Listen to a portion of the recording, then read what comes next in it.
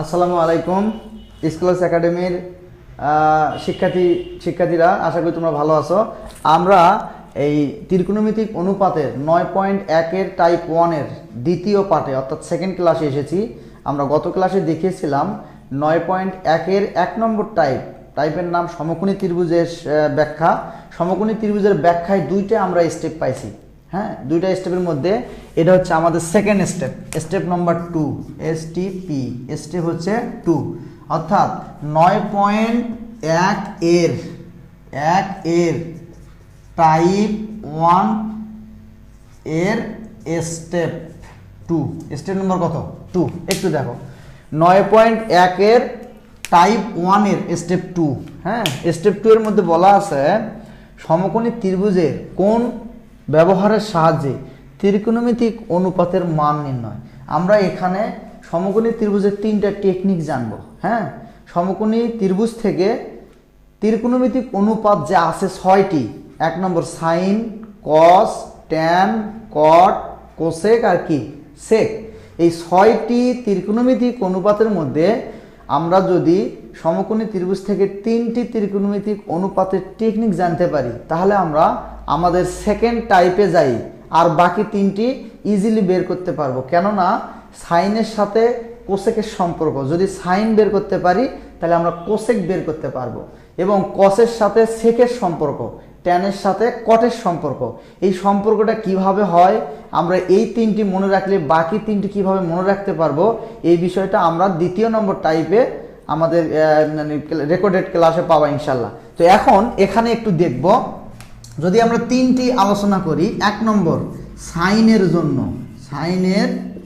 জন্য এটা একটা হবে। 2 নম্বর কস এর জন্য। 3 নম্বর আমরা দেখাবো যে ট্যানের জন্য। আমরা একটু লক্ষ্য করি, যদি আমরা বলি কসের জন্য, এর টেকনিক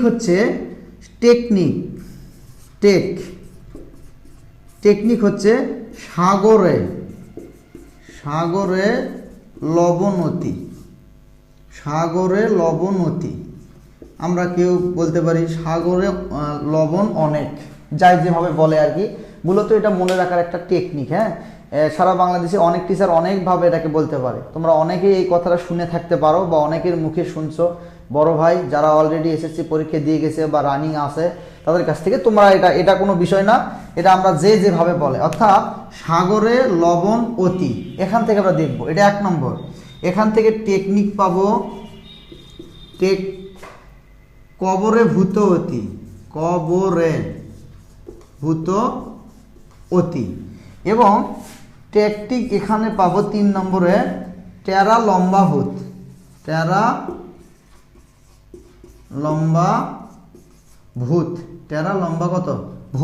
তাহলে আমরা একটা একটা করে ব্যাখ্যা করব। এখানে একটু লক্ষ্য করো, সাগরে, এই কথাটাতে আমরা টেকনিক হিসেবে ধরছি সাগরে মানে সাইন থিটা ইকুয়াল লবণতি। এই যে লবণতি, লব মানে হচ্ছে কি লম্ব, আর নতি মানে হচ্ছে অতিভুজ। সেই রকম কবরে, এই কবরে কথা মানে হলো কস থিটা ইকুয়াল ভূত মানে হচ্ছে কি ভূমি, আর অতি মানে হচ্ছে অতিভুজ। অনুরূপভাবে আমরা এই টেরা শব্দটা মানে হচ্ছে ট্যান থিটা ইকুয়াল লম্বা শব্দের অর্থ হচ্ছে লম্ব, আর ভূত শব্দের অর্থ হচ্ছে কি ভূমি। তাহলে আমরা এটা জানি ভূমি। আশা করি বুঝতে পারছি। এই সমকোণী ত্রিভুজের একটু লক্ষ্য করো, গত ক্লাসে আমরা বলেছিলাম 9.1 এর টাইপ 1 এর স্টেপ 1 এ বলা ছিল যে সমকোণী ত্রিভুজের 3টি কোণের মধ্যে যে কোণকে নির্দেশ করবে তার সাথে অবশ্যই 2টা বাহু থাকবে। সে বাহু 2টার মধ্যে অবশ্যই একটা থাকবে ভূমি, আর অতিভুজ যেহেতু চেঞ্জ হয় না, তাহলে বাহু 2টার মধ্যে একটা হবে ভূমি, একটা হবে কি অতিভুজ। সেই অনুযায়ী যদি আমরা এ কোণকে নির্দেশ করলে আমরা এবি নামক বাহুটার নাম বলবো ভূমি। কেন?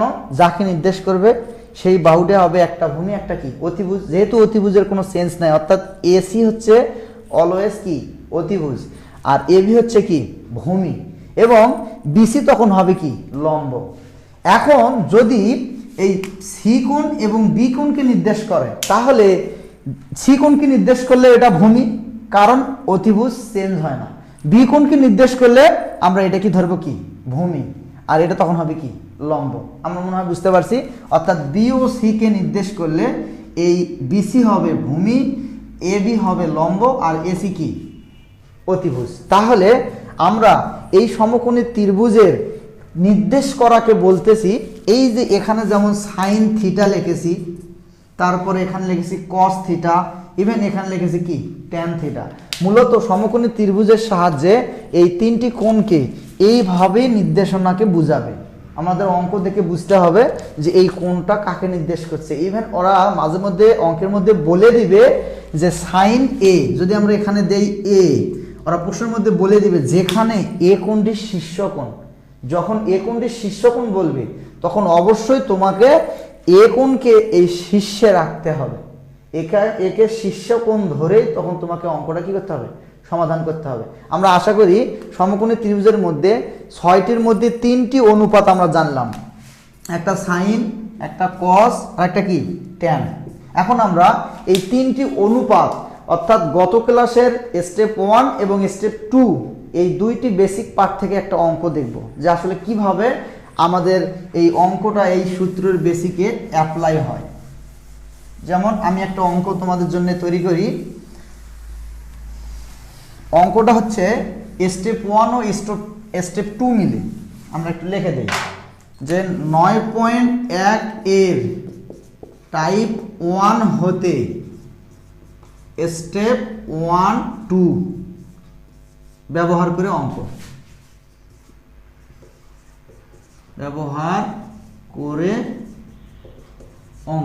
আমরা দেখব। যেমন একটা অঙ্কটি হচ্ছে যদি tan a ইকুয়াল 1/√3 হয়, তবে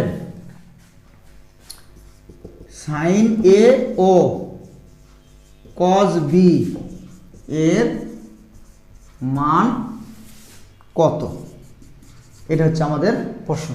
ওকে ফাইন, আমরা স্টেপ 1 এবং স্টেপ 2 ব্যবহার করব, এবং স্টেপ 1 স্টেপ 2 এর বেসিকের মধ্যে একটা বেসিক দেওয়া হয়নি, যেটা আমরা এই ক্লাসের অঙ্ক সমাধানে যা দিব।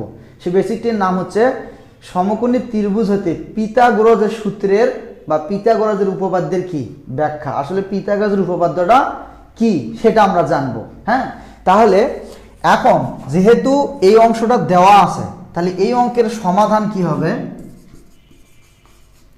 সমাধান দেওয়া আছে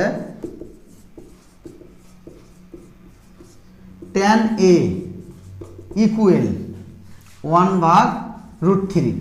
যেহেতু ওরা এ কোণকে শীর্ষকোণ বলেনি, তাহলে আমরা সমকোণী ত্রিভুজের যে কোথাও এ কোণটা দিতে পারবো। তাহলে আমরা যদি লিখে দেই যে মান কত, যেখানে এ কোণ হচ্ছে শীর্ষকোণ। আমরা কঠিনটাতে শিখি, তাহলে আমাদের সহজটা ইজিলি সহজ হবে। ওকে, আচ্ছা, দেওয়া আছে tan এর সমান 1/√3। তাহলে আমাদের এই অঙ্কের ট্যানকে ব্যবহার করে সাইন এবং কস বি, সাইন এ আর কস বি বের করতে হবে। এই জন্য আমাদের সর্বপ্রথম চিন্তা হবে যে এই অঙ্কটা থেকে সমকোণী ত্রিভুজের 3টে বাহুকে বের করা। যেহেতু সমকোণী ত্রিভুজের সাহায্যে আমরা করব, তাহলে একটা সমকোণী ত্রিভুজ এখানে আমরা আঁকলাম। যেহেতু ওরা প্রশ্নের মধ্যে দেখো বলে দিছে এ কোণটা কি হবে শীর্ষকোণ, তাহলে অবশ্যই সমকোণী ত্রিভুজের এই কোণটা কি কোণ শীর্ষকোণ।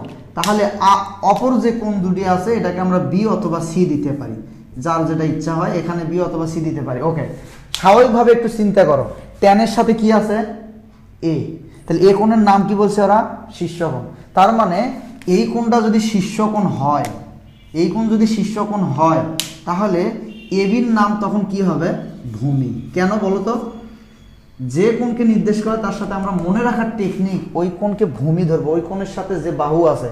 আর এসির নাম তো সবসময় কি অতিভুজ বা অতি। বুঝতে পারছি? তাহলে এটার নাম কি হবে? লম্ব। একটু লক্ষ্য করি, তাহলে টেরা লম্বভুজ, তার মানে লম্বভাগ ভূমি দেওয়াই আছে, বের করতে হবে কি? অতিভুজ। বের করতে হবে কি? অতিভুজ। তাহলে টেরা লম্বভুজ, তাহলে উপরেরটা লম্ব, নিচেরটা কি? ভূমি। কিভাবে বুঝলাম? এ কোণটা শীর্ষকোণ, এ কোণ শীর্ষকোণ, মানে এখানে যদি এ কোণ দিতেই হবে, কেন? শীর্ষকোণ বলে দিছি। তাহলে এবি হবে কি? ভূমি। টেরা লম্বভাগ ভূমি, তাহলে লম্বের মান কত? 1। তাহলে আমরা লিখবো এখানে এর মান কি? 1। ভূমির মান কত? √3। তাহলে আমরা এখানে লিখতে পারি ভূমির মান হচ্ছে √3। এখন নাই কি? নাই হচ্ছে অতিভুজ। এইরকম দুইটি বাহু দেওয়া থাকলে অপর বাহু বের করার একটা টেকনিক আছে, যেটা আমরা পরবর্তীতে জানবো, কিন্তু আগে আমরা কিভাবে বের করতে হয় এটা শিখবো। আর ওই টেকনিকটা আমরা যখন ত্রিকোণমিতিক অনুপাতের নৈবেত্তিক সমাধানের কিভাবে করতে হয় ইজিলি, খুব শর্ট টেকনিকে, সহজে, কম সময়ে উত্তর কারেকশন করা যায়, ওই সময় আমরা এই বিষয়টা বুঝাবো।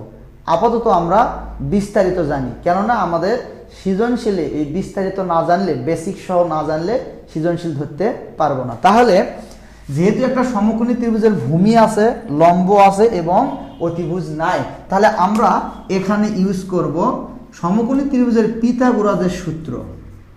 পিথাগোরাসের সূত্র, সূত্র মতে কি সূত্র? সূত্রটা হচ্ছে অতি স্কয়ার সমান কি? লম্ব স্কয়ার প্লাস ভূমি স্কয়ার। তাহলে অতি স্কয়ার বের করব অতিভুজ, তাহলে লম্বের মান কত? 1। তাহলে 1 এর উপর স্কয়ার মানে কি হয়? 1 প্লাস ভূমির মান কত? √3। তার মানে √3 এর উপর স্কয়ার করলে স্কয়ার রুট কাটাটা কি থাকে? 3 থাকে। তাহলে 3 আর 1 যোগ করলে কত হয়? 4। তাহলে আমরা এখানে লিখতে পারি যে অতি স্কয়ার লম্ব স্কয়ারের মান কত? 4। আর অতি স্কয়ার লম্ব স্কয়ার ভূমি স্কয়ার ক্যালকুলেশন করে পাইছি 4। আর দেখো একটু লক্ষ্য করে, অতিভুজের উপর স্কয়ার আছে, তাহলে এইটা ওই পাশে যদি রুট করি, তাহলে শুধু অতিভুজ সমান কি আমরা পাচ্ছি? 2 না? কেন? 4 এর উপর রুট করলে কত হয়? 2। তাহলে আমি যদি আর একটু ক্লিয়ার করে বুঝাই, যে আমরা জানি অতি স্কয়ার সমান কি? লম্ব স্কয়ার প্লাস কি? ভূমি স্কয়ার। একটু দেখো, লম্বের মান হলো 1, তার উপর স্কয়ার করা মানে কি? 1 এ হয়। কেন? অনেক ছাত্রছাত্রী এই জিনিসটা এইভাবে ভুল করে যে 1 এর উপর স্কয়ার মানে 2। আদৌ কি এটা হবে? হবে না। ওরা কি করে? 1 এর সাথে কি করে? 2 গুণ দেয়। আসলে এখানে কি 1 এর সাথে 2 গুণ হবে? হবে না। কেন? 1 এর উপর পাওয়ার কত? 2। তার মানে 1 কয়বার আছে? 2 বার। তাহলে একটু চিন্তা করো তো, 1 কে 2 বার কেন, 1000 বার গুণ করলেও কি হয়? একই হয়। তার মানে আমরা 1 এর উপর স্কয়ার করলে 1 প্লাস এই যে √3 এর উপর যদি স্কয়ার করি, স্কয়ার রুট কাটাতে কি হয়? 3 হয়। তাহলে আমরা এটা কিভাবে একটু জানি যে স্কয়ার রুট কাটা যায় হলে কি হয়? 3 হয়। একটু দেখো, আমরা স্বাভাবিকভাবে জানি রুট মানে কি? হাফ। রুট মানে কি? হাফ।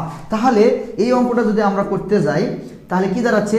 3 এর উপর রুট আছে, রুট মানে 3 এর উপর পাওয়ার কি হবে? হাফ। তার উপর কি আছে? স্কয়ার। তাহলে এই যে আমরা যারা নবম দশম শ্রেণীর সূচক লগারিদম অধ্যায় করেছি, সেখানে আমরা দেখব ঘাতের উপর ঘাত, ঘাত মানে কি? পাওয়ার। পাওয়ারের উপর পাওয়ার যদি থাকে, তাহলে এখানে 3 হচ্ছে ভেরিয়েবল মানে চলক, তাহলে চলকের উপর এই পাওয়ার দুটো কি হয়? গুণ। অর্থাৎ 2 2 কাটা যায়, কি থাকে? 3 এর উপর 1, অর্থাৎ 3 এর উপর 1 মানে কত? 3। তাহলে আমরা বলতে পারি স্কয়ার রুট কাটলে শুধু কি হয়? 3 হয়। আমরা আশা করি বুঝতে পারছি। তাহলে আমরা এই সমকোণী ত্রিভুজের এই অংশ থেকে জানলাম যে অতি স্কয়ারের মান কত? 2। তাহলে আমরা অতি স্কয়ারের মানটা এখানে লিখতে পারি কি? 2। এখন আমাদের প্রায় 50% কাজ শেষ। এখন আমরা দেখব যে আমাদের দেওয়া ছিল কি? tan কে, tan a 1/√3 কে ব্যবহার করে একটা সমকোণী ত্রিভুজের ভূমি পাইছি, লম্ব পাইছি, ইভেন পিথাগোরাসের সাহায্যে আমরা অতিভুজের মান বের করলাম। এখন আমাদের প্রশ্নে চাইছে যে sin a O cos b। তাহলে আমরা লিখব sin a, আমরা স্টেপ নম্বর 1 এ, হ্যাঁ, আমরা 9.1 এর স্টেপ নম্বর 1 এর যে ক্লাসটি ছিল সেখানে জানছি সাইন মানে সাগরে, সাগর, সাগরের লবণতি, লম্বভাগ কি? অতিভুজ। লিখে নিব লম্বভাগ অতিভুজ, ভুজ। আচ্ছা, কোন কোণকে নির্দেশ করতেছে সাইন? এ কোণকে। তাহলে এ কোণের জন্য এবি বাহুদের নাম কি হবে? ভূমি। বিসি বাহুদের নাম কি হবে? লম্ব। আর এসি বাহুর নাম কি? অতিভুজ। Okay fine. আমাদের সাইন এ সমান কি আছে? লম্ব। ত্রিকোণমিতিক অনুপাত থেকে লম্বের মান কত? 1। আমরা এখানে মানটা বসাবো 1 ভাগ অতিভুজের মান কত? 2। তার মানে নির্ণীয় অ্যান্সার সাইনের মান কত? হাফ।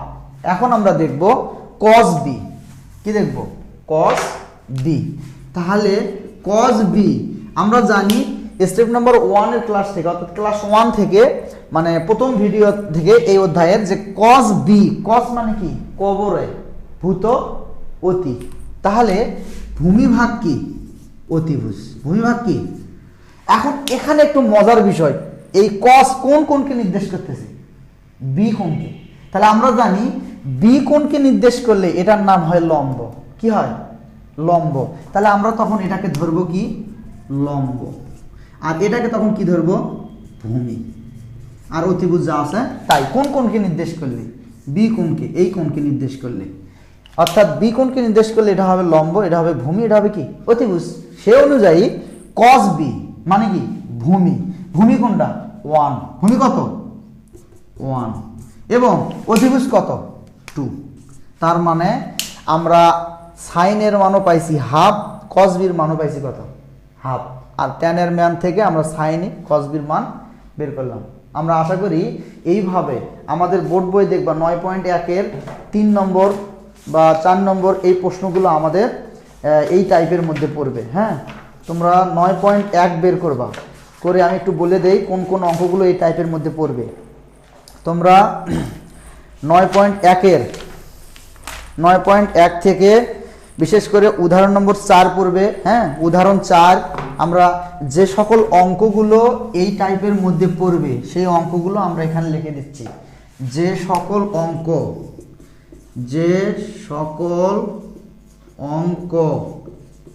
এই টাইপের, যে সকল অঙ্ক এই টাইপের, সেই অঙ্কগুলো আমরা এখানে লিখে দিচ্ছি। যেমন উদাহরণ নম্বর 4 অনুশীলনী। দেখো উদাহরণ নম্বর 4 পাবা, ওই 4 এর পাশে কাজ। 4 পেজ নম্বর হচ্ছে 180 কাজের অঙ্ক। হ্যাঁ, কাজ। তারপরে আমরা যাব অনুশীলনীতে। অনুশীলনীর 2, 3, 4, 5,